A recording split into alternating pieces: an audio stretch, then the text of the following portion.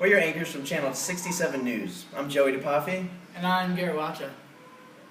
We're here to talk about Baldwin today. What industry is it, Garrett? I believe we're looking at industry 67. 67. Okay. And, you know, we've been following Baldwin for quite a while now. Pretty closely. 7 rounds at least. Yep.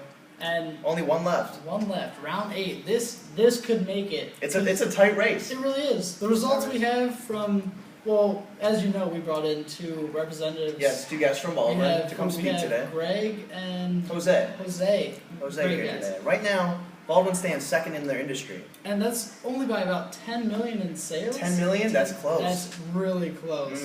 Some successes we've seen with this company definitely comes from their market share. Definitely, 22.15%. That is a good number. And it's only rising. It's been rising the whole time. And the stock price of $57. Whew, it's a big number. How could you beat that? Baldwin's doing something right, folks.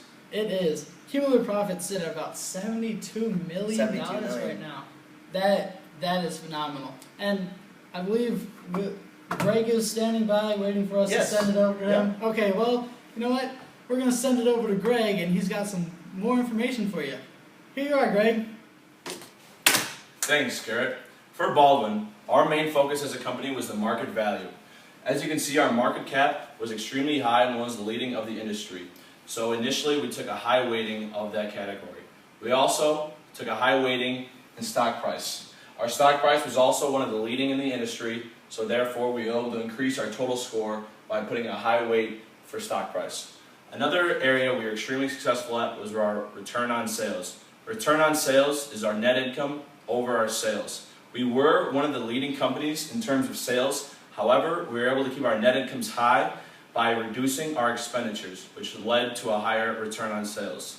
Now, back to you, Garrett. Ow! Thanks, Greg. You almost took my eye out with that one. Looking at the analytics, though, this company, they've done pretty well on one specific thing, and that's emergency loans. They have yet to have one. Not a single one. However, a challenge we always see with this company, a continuous struggle, is forecasting. I believe that hurts their balanced scorecard. It does. Tell us a little bit about that balanced scorecard. We have Jose standing by. Take it away, Jose. We really gotta stop doing that.